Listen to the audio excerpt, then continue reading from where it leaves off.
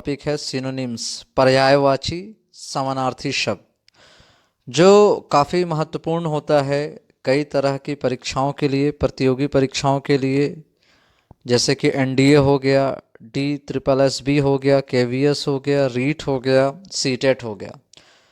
ठीक है, SSC, MPPSC या यूपीएससी।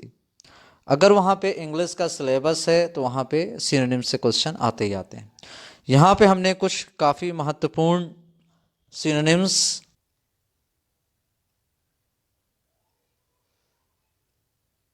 अलाउ का मतलब होता है किसी को कोई अनुमति देना या स्वीकृति देना। ठीक है, तो यहाँ पे कई सिनोनिम्स अलग अलग लिए हैं। ग्रांट है, अकॉर्ड है, परमिट है। ग्रांट का मतलब होता है किसी को कुछ प्रदान करना, अकॉर्ड का मतलब भी प्रदान करना, परमिट का मीन्स क्या होगा, अनुमति देना। तो ये जो भी शब्द मिलते जुलते हैं ये सारे क्या कहलाएंगे, एक दूसरे के सिनोनिम्स, पर्यायवाची कहलाएंगे। Allow, grant, accord, permit. अब next word is acquaintance. It means जान पहचान का, चाहे वो कोई वस्तु हो या कोई हमारा दोस्त हो, उसको कहते हैं। जैसे कोई हमारा बहुत पुराना दोस्त है, कलीग है, वो जान पहचान का। इस पर हमने लिया है कंपेनियनशिप, फ्रेंड या कलीग। कंपेनियनशिप, फ्रेंड या कलीग। ठीक है, अब कंपेनियनशिप का अगर आ गया तो भी आप इसको एक्वेंटेंस बना सकते हैं या फ्रेंड बना सकते हैं, कलीग। अच्छा, अगर बात करें पार्ट्स ऑफ स्पीच पे, तो अलाउ क्या होगा, ग्रांट, अकॉर्ड, परमिट, ये जो चारों वर्ड्स हैं हमारे, ये क्या होंगे, वर्ब होंगे। पार्ट्स ऑफ स्पीच में इनका क्या है, वर्ब है, क्रिया है। एक्वेंटेंस जो है हमारा, कंपेनियनशिप हो गया, फ्रेंड हो गया, कलीग हो गया, ये सब के सब क्या होंगे, नाउन होंगे। अब next word is daring. Daring का मतलब क्या होता है यहाँ पे, साहसिक। एंसेस्टर। अच्छा, एंसेस्टर का मतलब क्या होता है, पूर्वज। पूर्वज, जो हमारे पूर्वज रहे, दादा परदादा, उनको अपन क्या कहेंगे, एंसेस्टर कहेंगे। उसके सिनोनिम्स क्या क्या हो सकते हैं, फोर फादर हो सकते हैं, प्रीडिसेसर हो सकते हैं, एंटी एंटीसीडेंट हो सकते हैं, यहाँ पे आप देखेंगे। ठीक है, तो ये पूर्वज, इट मीन्स ये भी क्या होगा, हमारा नाउन होगा। पार्ट्स ऑफ स्पीच में इसकी स्थिति क्या होगी, नाउन की होगी। The next is very old. Very old का मतलब क्या होगा, बहुत पुराना। इट मीन्स प्राचीन। बहुत पुराना का मतलब यहाँ पे क्या होगा, प्राचीन। जो बहुत पुराना वो क्या कहलाएगा, प्राचीन। इसके सिनोनिम्स हैं, पर्यायवाची हैं, एंशियंट है, ओल्ड फैशन्ड है, आउट ऑफ डेट भी इसको आप कह सकते हैं। ये भी वर्ड आ जाता है, कई बार सिनोनिम्स में आता है। ठीक है, इसमें क्वेश्चन देगा एक पहचानने के लिए एमसीक्यूज में, और एक सही ऑप्शन होगा, उसमें से आपको चूज करने को कहेगा।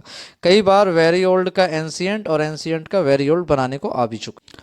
The next word is human kind. Human kind means यहाँ पे क्या है, मानवता। ठीक है, इसका क्या क्या होगा, ह्यूमैनिटी होगा, मैन काइंड, पीपल, मोर्टेलिटी। ये सारे के सारे वर्ड्स क्या हैं, नाउन हैं, याद रखेंगे। फिर क्या है, ट्रूथफुलनेस। इट मीन्स निर्दोष, भोला, मासूम, ईमानदार। ट्रस्टफुलनेस, उसका और क्या क्या है यहाँ पे, innocence, honesty, ignorance and chastity. अब next word is bad dream. Bad dream का मतलब क्या होगा, बुरा सपना। इसके सिनोनिम्स है हॉरर एंड नाइटमेयर। नाइटमेयर तो आपने कई बार सुना होगा। The next word is painful. Painful का मतलब क्या होता है, दुखी, जो तकलीफ से भरा हो, दुख से भरा हो। डिप्रेस्ड हो सकता है, मॉर्नफुल हो सकता है, और ट्रेजिक हो सकता है। याद रखें, मॉर्नफुल कई बार ये वर्ड काफी। Next word is for ever. For ever means हमेशा। इसके क्या क्या हैं सिनोनिम्स, ऑलवेज, विदाउट एक्सेप्शन, एवरमोर। इन सब का मतलब क्या होगा, हमेशा, हमेशा के लिए। The next word is indifferent. Indifferent में क्या है, इट मीन्स उदासीन। ठीक है, जो एक्टिव ना हो, निरुत्साह, जो उत्साही ना हो।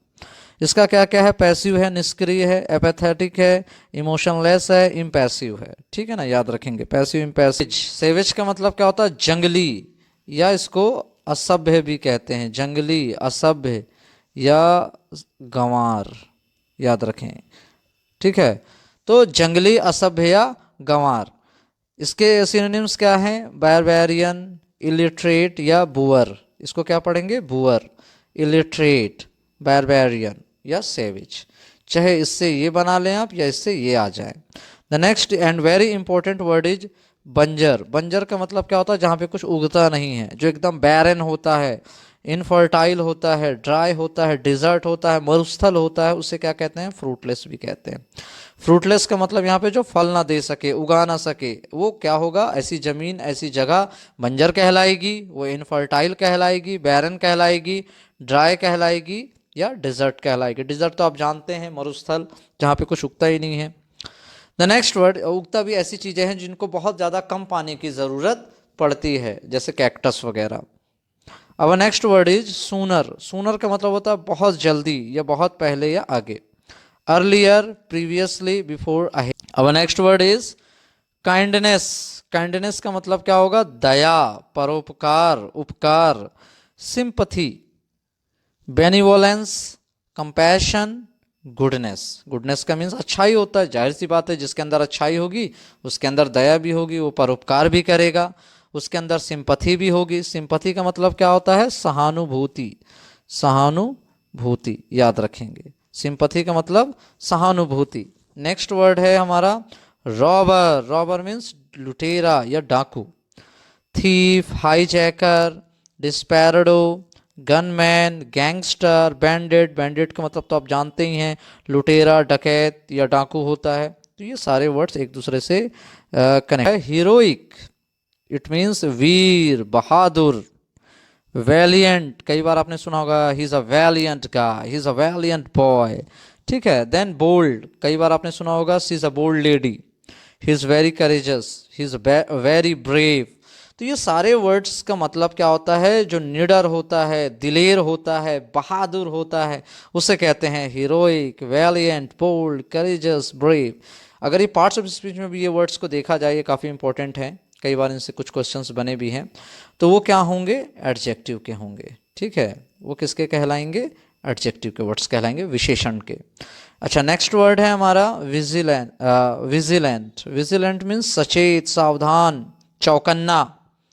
सचेत, सावधान या चौकन्ना। वॉचफुल, चौकन्ना। कॉशस, सावधान या चौकन्ना। अलर्ट, सावधान, चौकन्ना। केयरफुल, फिक्रवान। जो आदमी बहुत फिक्रवान होता है, जाहिर सी बात है, वो सचेत भी है और वो चौकन्ना भी है। अब next word is complex. Complexity सुना ही होगा, जटिल। जटिल, इसका क्या होंगे सिनोनिम्स, कॉम्प्लिकेटेड, डिफिकल्ट, इंट्रिकेट। तो यहाँ पे क्या क्या है, ये जो सारी की सारी चीजें कठिन। अगला शब्द है हमारा सिनोनिम्स के अंतर्गत ब्लेम। ब्लेम का मतलब क्या होता है, किसी के ऊपर भी अपराध या दोष थोप देना एक तरीके से, ठीक है ना, या अपराधी ठहराना या निंदा करना। कन्विक्ट, कन्विक्ट का ही मतलब होता है किसी के ऊपर शक करना या अपराधी ठहराना। कंडेम, कंडेम का मीन्स क्या होता है, निंदा करना। जैसे कोई किसी ने गलत बयानी कर दी, गलत बात कह दी, तो हम उसे क्या करते हैं, कंडेम करते हैं, निंदा करते हैं उसकी गलत बयानी का, गलत बात का, कि उसने गलत किया। रिप्रोच, रिप्रोच मीन्स भी यहाँ पे क्या होगा, निंदा करना, अपराधी ठहराना या किसी को गलत दोष लगाना। The next word is brutal. It is very important word, that is निर्दयी या क्रूर, जिसके अंदर, जिसके हृदय में, जिसके दिल में कोई किसी चीज के लिए दया ना हो, वो बहुत निर्दयी हो, उसे अपन क्या कहते हैं, ब्रूटल कहते हैं। The next word is cruel. इसका एक सिनोनिम क्या है, क्रूल है। मर्डरस, जो ऐसी बात है, जो मर्डर करता है उसके हृदय में ना तो कोई दया होती है, ना तो कोई अच्छी भावना होती है, इसीलिए तो ब्रूटल होता है, निर्दयी होता है। फेरोसियस एंड फियर्स, बहुत डरावना। फियर्स मीन्स क्या होता है, बहुत डरावना, निर्दयी, क्रूर। नेक्स्ट वर्ड है यहाँ पे स्कैरसिटी। स्कैरसिटी मीन्स क्या होता है, जहाँ पे कुछ कमी हो, अकाल हो या अभाव हो, उस चीज़ की काफ़ी कमी हो। जैसे आप राजस्थान, रेगिस्तान में चले जाएंगे तो वहाँ पे क्या होगा, पानी की स्कैरसिटी आपको मिलेगी, कमी मिलेगी, क्योंकि चारों तरफ इतनी ज़्यादा स्कैरसिटी है जिसकी वजह से पानी वहाँ बहुत कम होता है। तो आप बोल सकते हैं scarcity of water, shortage of water, dearth of water, ठीक है। पावर्टी, पावर्टी का मतलब होता है गरीबी। अच्छा, पावर्टी को भी यहाँ सिनोनिम्स ले लिया गया, क्योंकि गरीबी यानी धन की कमी, पैसे की कमी, इसीलिए यहाँ पे पावर्टी को भी कमी के आधार पे यहाँ पे सिनोनिम्स मान लिया है, बना लिया है। Shortage, again we have repeated here. The next is absence. Absence का मतलब क्या होता है, अनुपस्थिति। अब जो चीज़ अनुपस्थित है ही नहीं, तो जाहिर सी बात है उसका अभाव है या उसकी कमी है। यहाँ पे अगला शब्द है हमारा डिस्पेयर। डिस्पेयर का मतलब होता है निराश होना या हार मानना, ठीक है, जैसे कि गिव अप करना। आप किसी चीज़ में लग रहा है कि यार होगा ही नहीं, तो you have just given up, तो आपने उसमें हार मान लिया, गिव अप कर लिया, सरेंडर कर लिया, या कोलैप्स हो गया, ठीक है, एक एक ढह गया। तो वो क्या होता है, इन सारे के वर्ड है हमारा रिपब्लिक। रिपब्लिक मीन्स प्रजातंत्र या गणतंत्र। प्रजातंत्र मतलब क्या होता है, प्रजा का तंत्र, या लोकतंत्र भी इसे कहते हैं, प्रजा का तंत्र या लोकतंत्र, याद रखेंगे, प्रजातंत्र या लोकतंत्र। लोगों का शासन, जनता का शासन, जनता के द्वारा चुना गया शासन, जनता के लिए शासन, जो जनता के हित में सोचे ऐसा शासन, जो तमाम स्वार्थी भावना से दूर हो, अपने आप से दूर हो। इसके सिनोनिम्स देखेंगे, ऑटोनॉमी, डेमोक्रेसी, सेल्फ गवर्नमेंट, ठीक है। डेमोक्रेसी शब्द तो आप बार बार कई बार सुनते होंगे कि डेमोक्रेटिक कंट्री है, ठीक है। अगला शब्द है हमारा यहाँ पे इंस्ट्रूमेंट। इंस्ट्रूमेंट का मतलब क्या होता है, औजार, जिससे हम कोई कुछ काम करते हैं। जैसे कोई कारपेंटर है, उसके इंस्ट्रूमेंट होंगे चीज़ल वगैरह, हैमर वगैरह, ठीक है, या साधन। तो इसका है अप्लायंस, डिवाइस या टूल, कोई भी है। हर एक इंसान का कोई ना कोई इंस्ट्रूमेंट होता है कार्य करने का, जैसे यहाँ पे। तो इंस्ट्रूमेंट के यहाँ पे कई सिनोनिम्स बन जाते हैं। इंस्ट्रूमेंट हो गया, अप्लायंस हो गया, डिवाइस हो गया, टूल हो गया। अगला शब्द है एक्सप्लोजन। एक्सप्लोजन का मतलब होता है विस्फोट, जहाँ पे जैसे बम या कोई विस्फोटक पदार्थ से विस्फोट किया जाए। इसका मतलब क्या होता है, जैसे आउटबर्स्ट हो गया, इरप्शन हो गया, इन्फ्लेमेशन, आउटब्रेक हो गया। चाहे वो टायर ही क्यों ना फूट जाए, वो भी एक विस्फोट ही है। Our next and most important word is surplus. Surplus का मतलब होता है अधिकता या ज़्यादा। सपोज दैट जैसे आपने सुना होगा सरप्लस फूड होगा हमारे पास, ठीक है। ये बात किसने कही थी, डॉक्टर एपीजे अब्दुल कलाम जी ने कही थी कि एक दिन जब इंडिया विजन 2020 क्रॉस करेगा तो इंडिया के पास क्या होगा, सरप्लस फूड होगा। सरप्लस फूड का मतलब है कि जितना हमें हमारी ज़रूरत है भोजन की, उससे अधिक कोई भी चीज़ जो सरप्लस होती है उसके इस्तेमाल से अधिक या ज़्यादा, यानी कि हम दूसरे को भी दे सकें। इट मीन्स अर्थात कि हम दूसरे को दे सके, हमारे इस्तेमाल में वो कंप्लीट है, सफिशियंट है, पूर्ण है, इनफ है, तो हम किसी और को भी उसे दे सकते हैं। दैट इज कॉल्ड सरप्लस, अधिकता, ज़्यादा। तो यहाँ पे इसके सिनोनिम्स देखेंगे, leftover, reminder, extravagance and excess. Excess तो आप, ये बहुत कॉमन वर्ड है, excess and surplus. Interpret means क्या होता है, भली भांति समझना, किसी को अच्छे से पहचान कर पाना या अच्छे से पहचान लेना। That is it's a synonyms are comprehend and fathom. Fathom is most important. Next है हमारा यहाँ पे ग्लैमर। ग्लैमर का मतलब क्या होता है, आकर्षण, attraction, fascination, interest, charm. Charm का मतलब ये आकर्षण, इंटरेस्ट का मतलब क्या होता है, दिलचस्पी। अच्छा, जिस चीज़ में रुचि होती है, दिलचस्पी होती है, जाहिर सी बात है उसी चीज़ में होती है जिसमें आकर्षण होता है। फैसिनेशन मीन्स भी क्या होता है, आकर्षण, और अट्रैक्शन का मतलब भी होता है आकर्षण। Next and most important word यहाँ पे क्या है, फ्लॉक। फ्लॉक का मतलब होता है झुंड या समूह, झुंड या समूह, ठीक है। ये कलेक्टिव नाउन में आप इसका बहुत अलग अलग यूजेस देखेंगे। किसका, झुंड का। हर एक झुंड का नाम अलग अलग होता है, ठीक है। चाहे वो चींटियों का झुंड हो, विद्यार्थियों का समूह हो, डाकुओं का झुंड हो, चींटियों का झुंड हो, मछलियों का झुंड हो, भेड़ों का झुंड हो, तीर्थ यात्रियों का समूह हो, तो आप देखेंगे इन सब का नाम क्या होता है, अलग अलग होता है। तो झुंड के यहाँ पे कुछ हमने एग्जाम्पल्स लिए हुए हैं, जैसे फ्लॉक को भी क्या कहा जाता है, झुंड। क्राउड मीन्स भी होता है भीड़, जाहिर सी बात है वो लोगों की झुंड है, समूह है, भीड़ है। स्वाम, स्वाम का यूज किसके लिए किया जाता है, मधुमक्खी के लिए। अस्वाम ऑफ बीज, मधुमक्खियों का झुंड, तो ये भी एक झुंड हुआ। हर्ड का इस्तेमाल किया जाता है पशुओं के लिए, जानवरों के लिए। हर्ड ऑफ शीप या हर्ड ऑफ कैटल, ठीक है। मवेशियों का झुंड, भेड़ों का झुंड।